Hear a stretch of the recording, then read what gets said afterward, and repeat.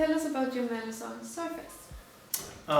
Surface is a ballad with some Fleetwood Mac influences, but still like a modern pop song, which is about the situation you come to after being together with someone for a while and sort of having problems with communicating with each other. And I would also say that like in relationship in general, yeah, like if you could come to a point where like you know that you have a deep connection, but maybe you just like, you know, don't talk about some stuff and things just pile up. Surface was co-written with Paul Ray, but he couldn't compete on the song since he was already in the contest with Talking in His Sleep. yeah. How was Simon chosen to be the male half of the duet? Well, me and Paul and some other people wrote this song during the summer, and I mean, it's an amazing song, so we both felt and everyone felt that like, I mean, something has happened with this song. And me and Simon has worked together for a long time already and also like know each other and are good friends. So I was like, well, we should just like try it out. Yeah. I didn't even know if he wanted to be in Melodifestivalen or anything, you know, but I just know that Simon is we have a great connection and we're just like really good friends, and it would feel so awesome to do something like this with him. Yeah. And so we tried it out, and like really amazingly actually, our voices just like, they sound so fucking good together. They just like, you know. Yeah. It actually, me and Ellen, I actually wrote together with Ellen because I work as a producer and songwriter. So she was in my studio and we wrote some tunes together, and so it was kind of funny that she presented this song and was like, do you want to try it out? So it was like reverse roles. Yeah. Now I'm the songwriter for you. Yeah, exactly. Yeah. So it's funny how it just came up. Ellen, you worked a lot with Anders Veto. How did you meet him and what it's like to working with him? I actually met him the first year I was in Melodifestivalen with Songbird, because he competed with another song that year with Mahan, I think her name was. Mamoon? Yeah. And so we bonded over that. We both love Depeche Mode. Started like singing all these songs, you know, and he's just like such a great guy. Yeah. So after Melodifestivalen, we wrote a song together for the Feministic Initiative album, which is a political album for like that year's election in Sweden. And that was the first time I ever like, you know, wrote something with someone that showed anything that I had written. Yeah. And he was definitely the perfect person to do that with, because he's so like, he listens to you and he lets like your ideas come through, even if he was like, you know, so much more experienced than I was. So he's just great. I love him. Yeah. And Simon, you were in the band Outrigger and competed together in music contests. What were these contests like and what did you learn from them? Do you mean Melodifestivalen or other music contests as well? You mean like experience just from competing? Yeah. You know, I think my main thing that I've learned from competing is that it's my job to make the audience satisfied, and I think that has helped me a lot with my sort of perspective as an artist, because it's about being entertained and like feel something and sort of make people shift like in what they're expecting something, but then shift it to something else. And I think that's been one of my like the things that I've been working hardest with from the competing perspective. But you know, just playing shows, that's been my main focus. Really, because I love playing shows and you know, do it live. That's my thing. Yeah. It's been a few years since both you were in Melo. How have you developed musically and artistically since then? Wow. It has happened a lot of things. I think getting older is one of the like best things, because I think you're a little more at ease with yourself as an artist, and that helps a lot. Just, you know, not taking everything too serious. And I think I've been, as an artist, I've been pretty grounded all the time, but even more so now, and that feels very good. Just, you know, being confident in yourself and not having issues, and, you know, words in your head that can just fuck up things sometimes, just they're not there anymore, and that feels great. So, yeah. Yeah, I mean, I would definitely agree with that. Like, you know, you just like, you get more experience, and good and bad, and you just like, for me personally, I came in to Melodifestivalen, the first thing I ever like did like publicly in music, and I felt a very strong like need to do what I, or somehow like decide for myself what I wanted to do. So I took like a break from Melodifestivalen and tried another project under the name Nox, where I did different kind of music and tried something else. And even if I maybe now have realized that maybe that wasn't really what I wanted to do in hindsight, it was a very important journey for me, because I needed to not feel like someone had decided for me who I was or what I had to do.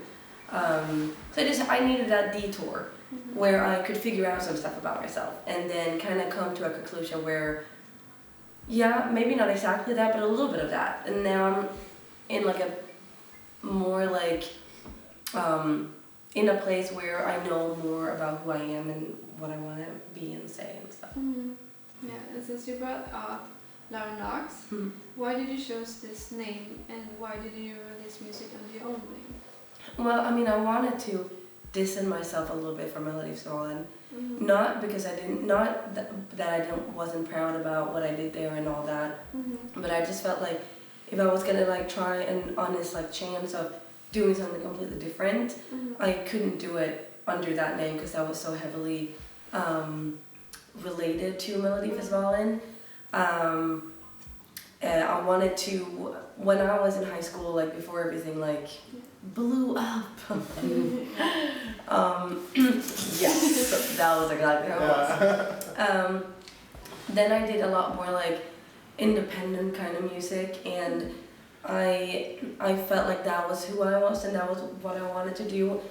I wanted to, and I also think I wanted to show a more edgier version of myself,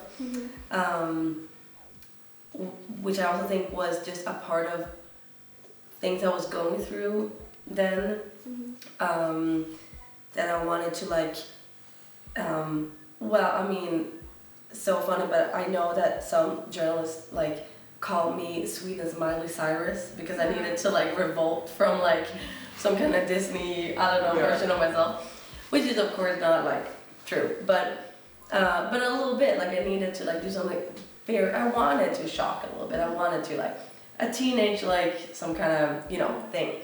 And it's good. I got to work with a bunch of different people.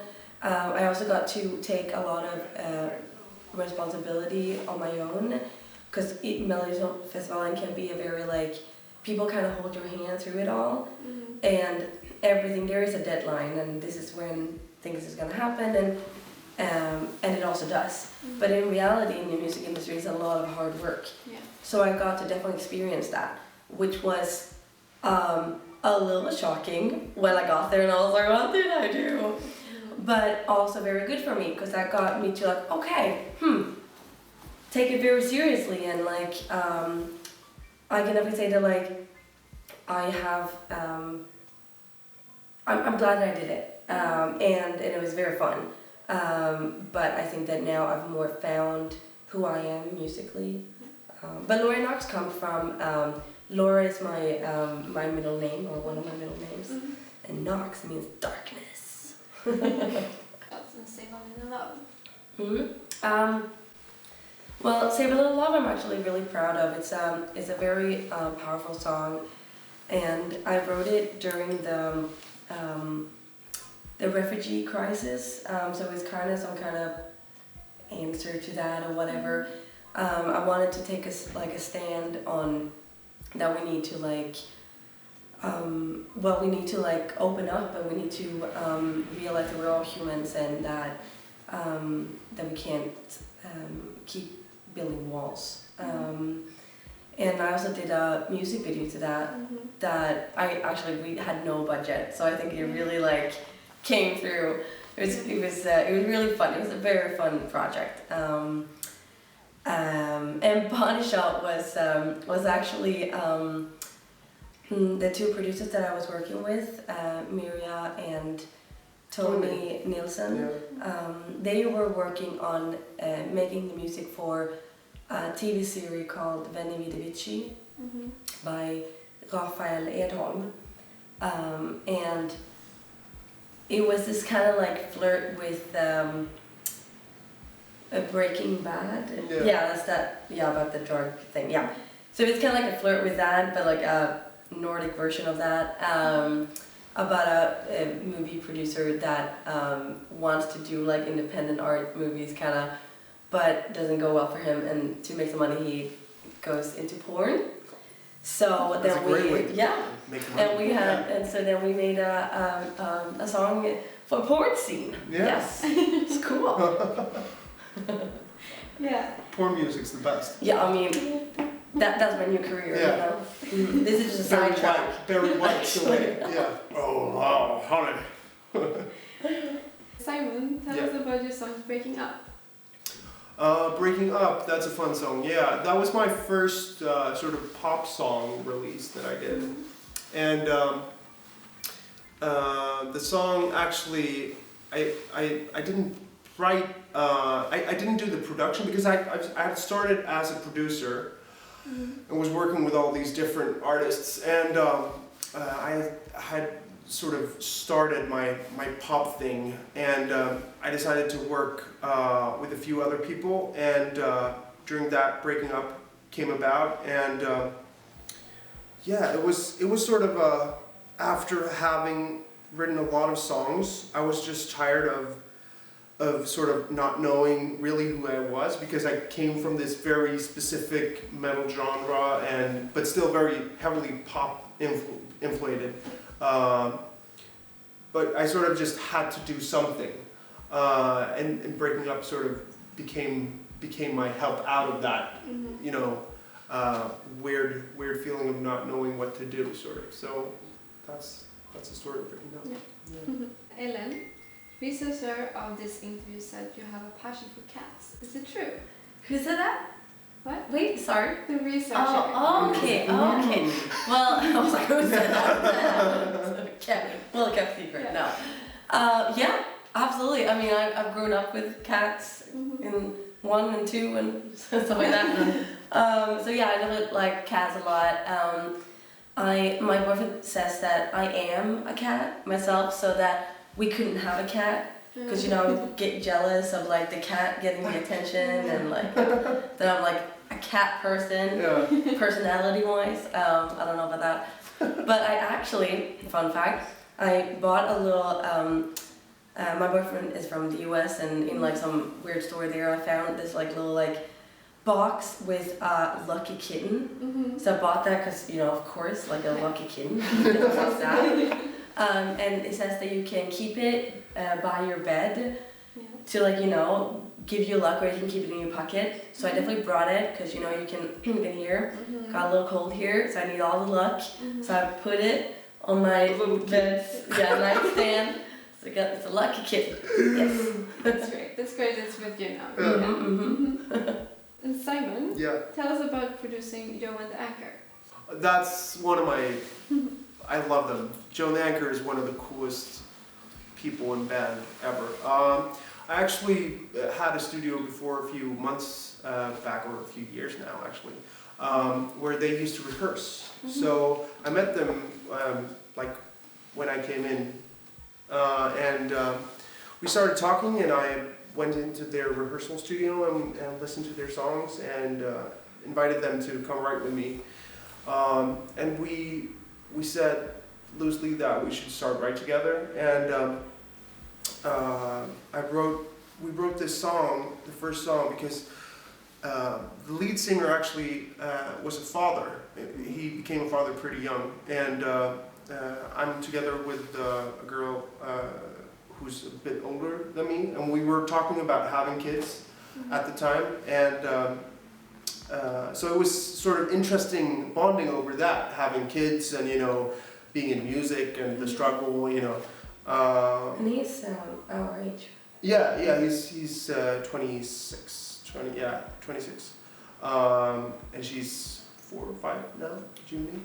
But so we actually wrote because in his situation, it wasn't planned to have a kid, and that was like, for me, it was so interesting because I was in this totally different, like, long relationship, you know, having a kid, and we sort of wrote this song for their EP, and it just stuck within me. It still does when I think about it because it's such a powerful song. And then I just loved the guys, so we said that we should write more together. And now I've sort of became their main producer, which is super fun because they're super talented, and at the time when we started working, they weren't signed, and now they've achieved all this great, cool stuff, being signed to Sony and touring a lot, and it's just so fun to also have like the backseat approach of an artist and see the entire journey of someone. I love that, and so yeah, I'm really proud of them. Yeah. Will your Surface have a music video? We're not sure yet. Maybe we'll see. Yeah. Maybe Melodifestivalen is the music video, or else we'll do something extra. It's kind of difficult with music videos nowadays because they're not as big as they used to be, and so it can kind of feel like if you don't have like a really good idea for it and you really like want to do it for a specific reason, it can kind of feel like you just get lost in, like, you know, the whole. Yeah. But yeah, I mean, sure, if we like. It would be really cool though. If we get. Like having a flying cat or something. Yeah. It should be there. All the lucky kids. Yeah. Yeah. And I would recommend you to have a music video. Yeah. Because I can hear in the back of my head that the fans is like, do a music video, we want that. Oh, yeah. Okay. Okay. Keep that in mind. Yeah. Exactly. Will you release more music together, or is it just one-time collaboration? We'll see. Yeah, I mean, we don't know. I mean, like, this is not like anything that we super planned, but like I said, like our voices sound so good together, and I mean, we love each other. Yeah, we do. So I would definitely not mind. I mean, we already work together. Yeah, so we write a lot of songs together, and we've written a lot of great songs. So that won't end. No. So we'll see what comes from that. Yeah. Could be, or it will be. It will be. Yes. Did you contribute ideas for mellow staging? Yeah, we actually did. We sort of together were the main, like we had the ideas actually ourselves mostly, which was really fun, and it was so funny because. But it was nice too, cause like. I felt like we sat down and we like did like a little mood board and stuff and like had ideas, but also like SVT and stuff really they had kind of had like the same ideas. Yeah. Like it was really easy to come to like decisions. Yeah. Because they totally understood our It hasn't been any no's this far. Like nobody has turned down any ideas, and they've been really positive to. All of our like crazy thoughts, and that's really comforting, like having that support. Did you have your own creative directors to hire to work on your number? No, we haven't. It was actually funny because my girlfriend's girlfriend works in TV as a host, and she's great with TV, and we actually had these awesome like nights where we would just sit and do inspiring ideas, and so funny because she loves Melodifestivalen, and it's really fun that she sort of in a way had her ideas contributing to our show. So that's so fun. Yeah. What do you two like to do for fun when you're not working on music? I actually started playing paddle recently. That's pretty fun. You mean that one time? Yeah, I haven't won one single time. I've lost every single time. It's ridiculous. I don't know why. I'm pretty bad, but it's super fun. And then I like to work out, but that's sort of boring answer. Like work out, dude, get a life. No, but yeah. Spend time with your daughter. Yeah, of course. Thank you. God damn it. Yes, I love being with my family and with my daughter, playing in the park. Yeah, that's what every parent loves, Yeah, right? Playing in the really park. do. Yeah, sure. Oof. That's the biggest love ever. Yeah, it is. But she's great. She's Yeah, of awesome. course she. Yeah. I know. We're playing sheep in her room. That's pretty fun. She's so cute. Yeah, She's super cute. it's my girl. Yeah, I mean, I don't. I don't even know what I like. I do, but right now, like everything is so like music. It's hard to really think about what you do outside of that. But yeah, I mean, I do actually like working out, and like gym is basically what I do equally as much as music. So that's a big passion of mine. I just like, it's so like stress relieving, and it's just so good for you. So that's super fun. Yes, definitely all the little kittens in the world. No, but I like reading. Actually, took a course last autumn, kind of just for fun, because I wanted to get the brain going again. What course was it? Yeah, it was political science actually. Okay. Yeah, I know, right?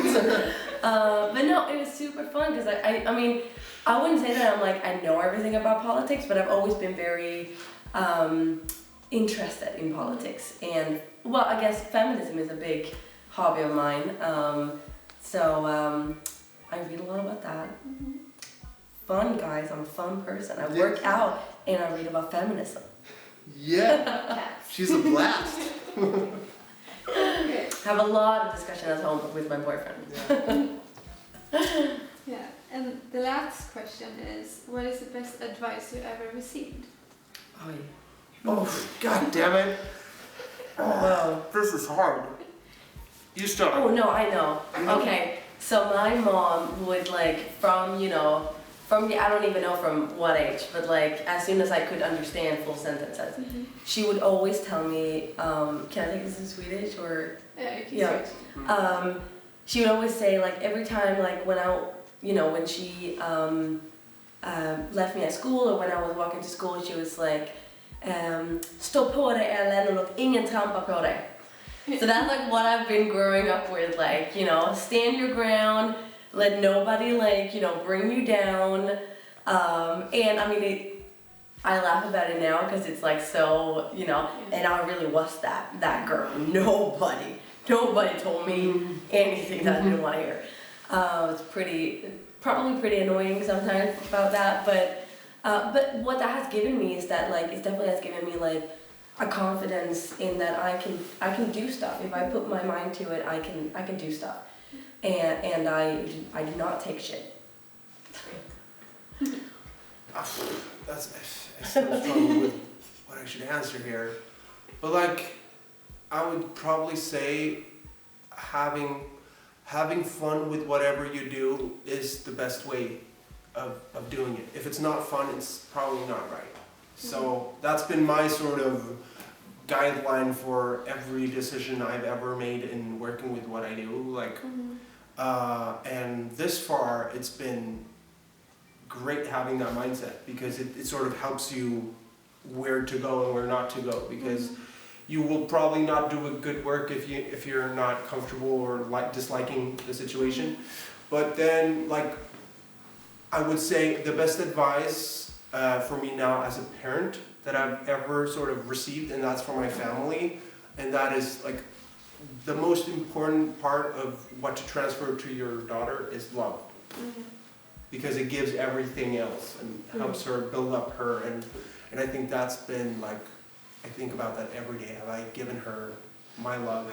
Have she received enough of it for the day? And it's so funny because now she's 3, and I can see that my work has made some progress, and she's so good. Yeah. She's so funny and so cute. Yeah, but she's so caring and she's so outgoing. Yeah, she just like goes out. Yeah. So sorry, but I need to tell the story. It's so funny. Like, so we were going home to you for your birthday, me and my boyfriend.